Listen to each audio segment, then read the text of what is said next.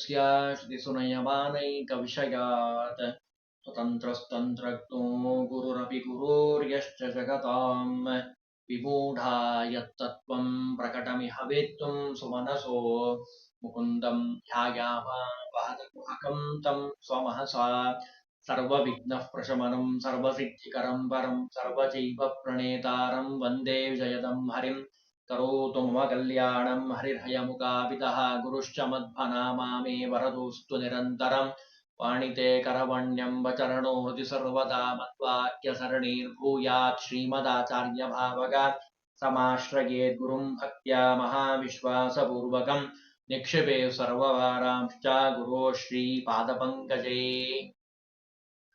ನಮ್ಮ ಶರೀರದ ಬಗ್ಗೆ ಕನಕದಾಸರು ನಾನಾ ವಿಧವಾದ ಮುಖಗಳಲ್ಲಿ ನಮ್ಮ ಶರೀರದ ವಿಶಿಷ್ಟವಾದ ಕಾರ್ಯವನ್ನ ತಿಳಿಸ್ತಾ ಇದ್ದಾರೆ. ಆ ಶರೀರದಲ್ಲಿ ಭಗವಂತ ಮತ್ತು ಪ್ರಾಣದೇವರು ಇದ್ದು ಮಾಡುವಂತಹ ಹಲವಾರು ಕೆಲಸಗಳನ್ನ ನಾನಾ ವಿಧವಾದ ಮುಖದಲ್ಲಿ ತಿಳಿಸ್ತಾರೆ ಕನಕದಾಸರು. ಈ ಪದ್ಯವೂ ಅಷ್ಟೇ ಬಹಳ ಗಂಭೀರವಾಗಿರುವಂತಹ ಪ್ರಮೇಯಗಳಿಂದ ಕೂಡಿರುವಂಥದ್ದು ಈ ಪದ್ಯ. ಮೊದಲು ಪದ್ಯವನ್ನು ನೋಡೋಣ, ಆಮೇಲೆ ಅರ್ಥವನ್ನ ತಿಳಿಯೋಣ. ಒಂದು ದಿನ ತನುವಿನಲ್ಲಿ, ಒಂದು ದಿವಸ ಈ ತನುವಿನಲ್ಲಿ, ಈ ಶರೀರದಲ್ಲಿ ನಡೆಯುವವು ಏನೇನ್ ನಡೀತದೆ, ಒಂದು ದಿವಸ ಆಗಬೇಕು, 24 ಗಂಟೆ ನಡೆಯಬೇಕು ಅಂದ್ರೆ ಈ ಶರೀರದಲ್ಲಿ ಆಗುವಂತಹ ಕೆಲಸ ಕಾರ್ಯಗಳೇನು ಅನ್ನೋದನ್ನ ಈ ಪದ್ಯದಲ್ಲಿ ಬಹಳ ಸುಂದರವಾಗಿ ತಿಳಿಸ್ತಾರೆ.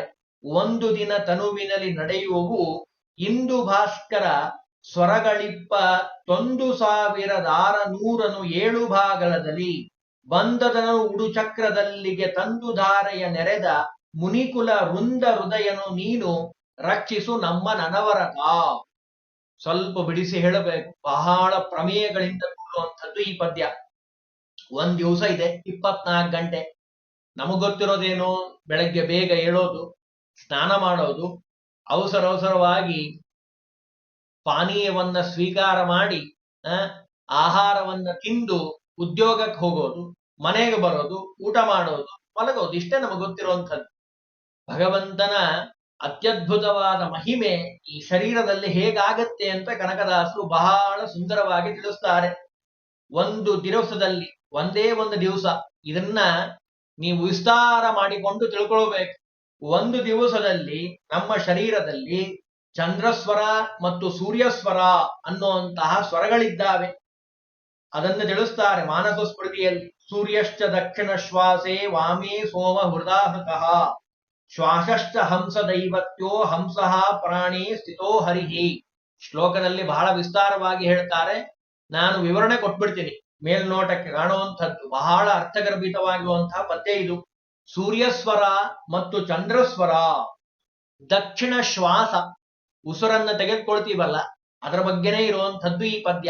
ಉಸಿರನ್ನ ತೆಗೆದುಕೊಳ್ತೀವಿ, ಉಸಿರನ್ನ ಬಿಡ್ತೀವಿ, ಉಚ್ಛ್ವಾಸ ನಿಶ್ವಾಸ ಅಂತ ನಾವೇನ್ ಹೇಳ್ತೀವಲ್ಲ, ಶ್ವಾಸೋಶ್ ಅಂತ ಹೇಳುವಂಥದ್ದನ್ನ ಇದನ್ನ ಹೇಳ್ತಾರೆ. ಶ್ವಾಸೋಚ್ಛ್ವಾಸವನ್ನ ನಡೆಯುವಂತಹ ಪ್ರಕ್ರಿಯೆ ಅದನ್ನು ತಿಳಿಸ್ತಾರೆ.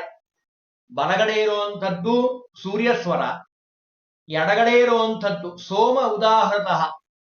ಇವೆರಡರಲ್ಲಿ ನಡೆಯುವಂತಹ ಏನು ಉಸಿರಾಟ ಇದೆ ಅಲ್ಲ, ಸ್ವೀಕಾರ ಮಾಡುವಂಥದ್ದು ಬಿಡುವಂಥದ್ದು, ಈ ಶ್ವಾಸಶ್ಚ ಹಂಸ ದೈವತ್ಯೋ, ಹಂಸನಾಮಕನಾಗಿರುವಂತಹ ಭಗವಂತನ ಜಪವನ್ನ ಮಾಡ್ತಾ ಇದ್ದಾರೆ. ಯಾರು ಮಾಡ್ತಾರೆ? ಹಂಸಃ ಪ್ರಾಣಿ ಸ್ಥಿತೋ ಹರಿಹಿ. ಹರಿ ಭಗವಂತ ಆ ಪ್ರಾಣನಲ್ಲಿರ್ತಾನೆ. ಹರಿ ಅನ್ನುವಂಥದ್ದು ಬಿಂಬರೂಪ.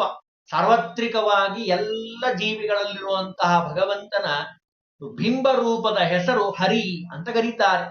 ಹರಿ ಅಂತನೇ ಯಾಕೆ ಕರೀತಾರೆ? ಹರಿ ಹರತಿ ಪಾಪಾನಿ, ಎಲ್ಲರ ಪಾಪಗಳನ್ನ ಕಡದು ಹಾಕ್ತಾನೆ ಭಗವಂತ. ಆದ್ದರಿಂದ ಹರಿಯನ್ನ ಚಿಂತನೆ ಮಾಡ್ತಾರೆ. ಹಂಸನಾಮಕನಾಗಿರುವಂತಹ ಭಗವಂತನನ್ನ ಪ್ರಾಣದೇವರು ಜಪ ಮಾಡ್ತಾರೆ. ಅದನ್ನ ಹೇಳ್ತಾ ಇದ್ದಾರೆ. ಎಷ್ಟು ಮಾಡ್ತಾರೆ ಜಪವನ್ನ ಅಂತ ಕೇಳಿದ್ರೆ, ಸ್ವರಗಳು21,607 ಭಾಗದಲ್ಲಿ 21,600 ಶ್ವಾಸ ನಡೀತದೆ ಒಂದ್ ದಿವಸಕ್ಕೆ. ಒಂದ್ ಹೆಚ್ಚು ಆಗಲ್ಲ, ಒಂದ್ ಕಡಿಮೆನೂ ಆಗಲ್ಲ, ಸರಿಯಾಗಿ ಮಾಡ್ತಾರೆ. 7 ಭಾಗದಲ್ಲಿ ಅಂದ್ರು. ಅಂದ್ರೆ ಸ್ವರ ಪ್ರಕ್ರಿಯೆಯನ್ನ ನಕ್ಷತ್ರ ಚಕ್ರದಲ್ಲಿ ತಂದು ಅದನ್ನ ಭಗವಂತನಿಗೆ ಸಮರ್ಪಿತ ಅಂತ ಅನುಸಂಧಾನ ಮಾಡಬೇಕು ನಿತ್ಯದಲ್ಲಿ.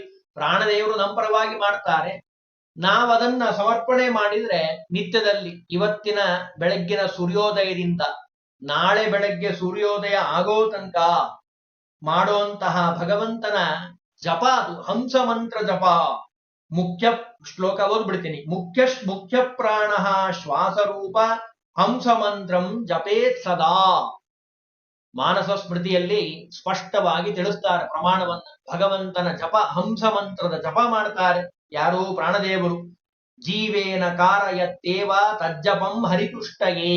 ಭಗವಂತ ಪ್ರೀತನಾಗ್ಲಿ ಅಂತ ಅನುಸಂಧಾನವನ್ನ ಮಾಡಬೇಕು. ಇದರಿಂದ ವಿಜ್ಞಾಯ ಭಕ್ತ್ಯ ವಿಷ್ಣೋ ಸಮರ್ಪಗೆ. ಇದರಿಂದ ವಿಷ್ಣುವಿನಲ್ಲಿ ಭಕ್ತಿ ಬರಲಿಕ್ಕೆ ಸಾಧ್ಯಪ. 21,600 ಹಂಸ ಮಂತ್ರ. ಇದೇ ಮಾತನ್ನೇ ಜಗನ್ನಾಥದಾಸರು ತಮ್ಮ ಹರಿಕಥಾಮೃತ ಸಾರದಲ್ಲೂ ಹೇಳ್ತಾರೆ. 632 ಶತಶ್ವಾಸ ಜಪಗಳ 3 ವಿಧ ಜೀವರಡೊಗಬ್ಜಜ ಕಲ್ಪ ಪರ್ಯಂತ ತಾರಚಿಸಿ ಸಾತ್ವರಿಗೆ ಸುಖ ಸಂಸಾರ ಮಿಶ್ರರಿ ಗದಮ ಜನರಿಗ ಅಪಾರ ದುಃಖಗಳೀವ ಗುರುಪವಮಾನ ಸಲಹೆಮ್ಮ. ಇದೇ ಮಾತನ್ನೇ ಕನಕದಾಸರು ಹೇಳಿದ ಮಾತನ್ನೇ ಜಗನ್ನಾಥದಾಸರು ತಮ್ಮ ಪದ್ಯದಲ್ಲಿ ತಿಳಿಸ್ತಾರೆ. ಇಲ್ಲೊಂದು ಶಬ್ದ ಬರೆದ್ರು, ಮುನಿಕುಲ ವೃಂದ ಹೃದಯವನು ಅಂತಾರೆ. ಮುನಿ ಅನ್ನೋ ಶಬ್ದಕ್ಕೆ ಓಂಕಾರದ ಅರ್ಥವನ್ನ ತಿಳಿದವನು ಯಾರೋ ಅವನೇ ಮುನಿ. ಎಲ್ಲರನ್ನೂ ಮುನಿ ಅಂತ ಕರೆಯೋ ಹಾಗಿಲ್ಲ. ಓಂಕಾರೋ ವಿಧಿತೋ ಏನ ಸ ಮುನಿರ್ ನಿತರೇತೋ ಜನ. ಅವನನ್ನ ಮುನಿ ಅಂತ ಕರೀರಿ, ಎಲ್ಲರನ್ನೂ ಕರಿಬೇಡ್ರಿ ಅಂತ. ಅಂತಹ ಮಾಂಡೂಕ್ಯ ಉಪಸಂಹಾರದ ವಾಕ್ಯ ತಿಳಿಸ್ತಾ ಇದೆ. ಮುನಿ ಅಂತ ಯಾರನ್ನ ಕರಿಬೇಕು? ಅಕಾರದಿಂದ ಪ್ರಾರಂಭ ಮಾಡಿಕೊಂಡು ಅನಂತ ಮಾತ್ರಗಳಿದ್ದಾವೆ. ಅದರ ಒಂದು ವೈಶಿಷ್ಟ್ಯತೆಯನ್ನ ತಿಳಿದವರು ಯಾರು? ಅನಂತ ಮಾತ್ರಾಂತ ಮುದಾಹರಂತೆಯಂ ತ್ರಿವಾತ್ರ ಪೂರ್ವಂ ಪ್ರಣವೋಚ್ಚಯಂ ಬುಧಾಹ ತದಾ ಭವದ್ಭಾವಿ ಚತುರ್ಮುಖಾಗ್ರತಿರ್ಜಪಾಧಿಕಾರಿ ಯತಿರಸ್ಯ ಸೂಚಿತಃ. ಸುಮಧ್ವಜಯದಲ್ಲಿ ನಾರಾಯಣ ಪಂಡಿತಾಚಾರ್ಯ ತಿಳಿಸ್ತಾರೆ, ಅನಂತ ಮಾತ್ರಗಳಿಂದ ಕೂಡಿರುವಂತಹ ಓಂಕಾರವನ್ನ ನಿತ್ಯದಲ್ಲಿ ಜಪ ಮಾಡಿ ಅದರ ಅನುಸಂಧಾನ ಮಾಡುವಂಥವ್ರು ಋಷಿಯೋಗಿಗಳು. ಪ್ರಾಣದೇವರಿಗೆ ಆ ಸಾಮರ್ಥ್ಯ ಇದೆ. ಆ ಪ್ರಾಣದೇವರೇ ಮಧ್ವಾಚಾರ್ಯರಾಗಿ ಅವತಾರವನ್ನು ಮಾಡಿರುವಂಥವ್ರು. ಅಂತಹ ಶ್ವಾಸ ಜಪ ಮಾಡಬೇಕಾದ್ರೆ ಪ್ರಾಣದೇವರು ಹಂಸನಾಮಕ ಭಗವಂತನ ಸ್ಮರಣೆಯನ್ನ ಮಾಡ್ತಾರೆ. ನಿತ್ಯದಲ್ಲಿ ಜಪ ಮಾಡ್ತಾರೆ ಎಲ್ಲರಲ್ಲಿ ಕೂತು. ಅದನ್ನು ಹೇಳ್ತಾರೆ, ಮೂಗಿನ ಮೂಲಕ ನಡೆಯುವಂತಹ ಶ್ವಾಸೋಚ್ಛ್ವಾಸ ಪ್ರಕ್ರಿಯೆಯಲ್ಲಿ ಸೂರ್ಯಸ್ವರ ಚಂದ್ರಸ್ವರ ಇವೆರಡನ್ನೂ ಅನುಸಂಧಾನ ಮಾಡಬೇಕು. 7 ಭಾಗದಲ್ಲಿ ಅಂತ ಹೇಳ್ತಾರೆ. ಮೂಲಾಧಾರೇ ಚತುರ್ಧ, ಅದಕ್ಕೆಲ್ಲ ಶ್ಲೋಕದಲ್ಲಿ ವಿಸ್ತಾರವಾಗಿ ಹೇಳ್ತಾರೆ. ಗುರುಮುಖದಿಂದ ಅವನ್ನೆಲ್ಲ ಪಂಚರಾತ್ರ ಮತ್ತು ತಂತ್ರಸಾರ ಸಂಗ್ರಹದಲ್ಲಿ ವಿಸ್ತಾರವಾಗಿ ತಿಳಿಸ್ತಾರೆ. ಹೀಗೆ ಭಗವಂತ ರಕ್ಷಣೆ ಮಾಡ್ತಾನಂತೆ ನಮ್ಮಲ್ಲಿ. ಅಂತಹ ಮುನಿಕುಲ ವೃಂದದಿಂದ ಹೃದಯದಲ್ಲಿ ಇರುವಂತಹ ಭಗವಂತ ರಕ್ಷಿಸು ನಮ್ಮ ನನವರತ. ಇನ್ನು ಮುಂದಿನ ಪದ್ಯದಲ್ಲಿ ಹೇಳ್ತಾರೆ, ತೊಲಗುವರು ಕಡೆ ಕಡೆಗೆ ತಾ ಹೊಲೆ ಹೊಲೆಯನುತ ಕಳವಳಿಸಿ ಮೂತ್ರದ ಬಿಲದೊಳಗೆ ಬಂದಿಹುದು ಕಾಣದೆ ಬರಿತೆ ಮೊನರೊಂದು. ಜಲದೊಳಗೆ ಮುಳುಗಿದರೆ ತೊರಗದು ಹೊಲೆಗೆಲಸವೀಯ ದೇಹದೊಳು ನೀ ನೆಲಸಿರಲು ಹೊಲೆಯುಂಟೆ ರಕ್ಷಿಸು ನಮ್ಮ ನನವರತ. ಲೋಕದಲ್ಲಿ ಮಾತಾಡ್ತಿರ್ತಾರೆ ಸಾಮಾನ್ಯವಾಗಿ ಮಡಿ ಮೈಲಿಗೆ ಅಂತ ಉಪಯೋಗಿಸ್ತಿರ್ತಾರೆ ಶಬ್ದವನ್ನ. ಅದರ ಅರ್ಥ ಏನು ಅಂತ ಕನಕದಾಸರು ಈ ಪದ್ಯದಲ್ಲಿ ತಿಳಿಸ್ತಾರೆ. ಜೀವನದ ಮಡಿ ಯಾವಾಗ ಜೀವನದಲ್ಲಿ ಮಡಿಯಾಗಿದ್ದಾನೋ ಶುದ್ಧವಾಗಿದ್ದಾನೆ. ಮಡಿ ಅಂದ್ರೆ ಏನು? ಶುದ್ಧವಾಗಿರುವಂಥದ್ದು. ಅದು ಯಾವಾಗ ಅಂತ ಕೇಳಿದ್ರೆ ಭಗವಂತ ಅದು ನಿನ್ನ ಸನ್ನಿಧಾನದಿಂದ ಮಾತ್ರ ಮಡಿಯಾಗ್ಲಿಕ್ಕೆ ಸಾಧ್ಯ. ಅಂತ್ಯಕಾಲದಲ್ಲಿ ಮೈಲಿಗೆ ಆಗ್ಬಿಡ್ತದೆ ದೇಹ. ಯಾಕೆ?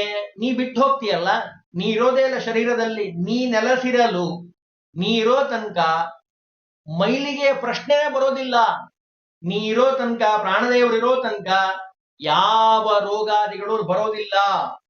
ಅಂದ್ರೆ ನೋಡಿ, ಬಾಲ್ಯ ಯೌವನ ಮುಪ್ಪು ಬಂದಾಗ ದೇಹಕ್ಕೆ ನಾನಾ ವಿಧವಾದ ವಿಕಾರಗಳು ಕಾಣಿಸುತ್ತೆ. ಎಷ್ಟೋ ಜನ ರೋಗದಿಂದ ಒದ್ದಾಡ್ತಾರೆ, ನಾನಾ ವಿಧವಾದ ಕಷ್ಟಗಳನ್ನ ಅನುಭವಿಸ್ತಾರೆ. ಯಾರಾದ್ರೂ ಬಂಧು ಬಾಂಧವರು ಹೋದ್ರೆ ದೂರ ಸರಿತಾರೆ, ಹತ್ರ ಹೋಗೋದಿಲ್ಲ. ಯಾಕೆ? ಶರೀರದಲ್ಲಿ ಪ್ರಾಣದೇವರ ಸನ್ನಿಧಾನ ಇಲ್ಲ, ಭಗವಂತ ಬಿಟ್ಟು ಹೋಗಿದ್ದಾನೆ ಅಂತ ನಾವು ಲೋಕದಲ್ಲಿ ಹೇಗೆ ಕಾಣ್ತೀವೋ ಹಾಗೆ ಇಲ್ಲಿ ಮೈಲಿಗೆ ಅನ್ನೋ ಶಬ್ದವನ್ನ ಹೇಳಿದ್ರು. ಭಗವಂತನ ಸನ್ನಿಧಾನ ಇರೋ ತನಕ ಮೈಲಿಗೆಯ ಪ್ರಶ್ನೆನೇ ಬರೋದಿಲ್ಲ.